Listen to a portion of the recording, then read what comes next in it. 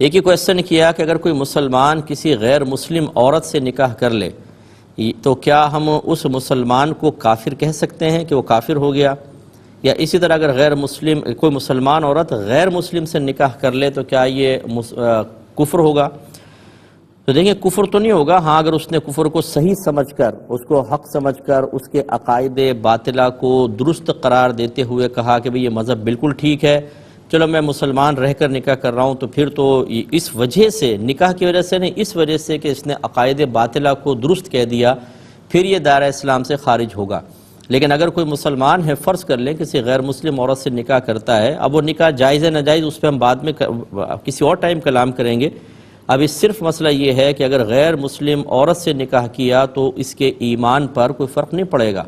بشرطے کہ یہ اپنے اسلام پر، ایمان پر مطمئن ہے اور دوسرے کے عقائد باطلہ کو باطل ہی قرار دیتا ہے، تو یہ بالکل مسلمان رہے گا۔ ایسی کوئی عورت اگر غیر مسلم سے نکاح کرتی ہے تو نکاح کو تو ہم باطل قرار دیں گے، لیکن اس نکاح کی وجہ سے اس عورت کو کافرہ کہنا یہ شرعاً جائز نہیں ہوگا۔ یہ کہتے ہیں کہ میں کسی گناہ سے بچنے کی غرض سے عشاء کی نماز تھوڑا دیر سے پڑھتا ہوں، اب وہ گناہ کیا ہے، کیوں بچنے کی نیت کرتے ہیں، انہوں نے نہیں لکھا، اور جب میں دیر سے جب عشاء پڑھتا ہوں تو سستی آ جاتی ہے، تو کیا میں منافق ہو گیا ہوں؟ کیونکہ منافقین کی یہ صفات لکھی ہے کہ وہ دیر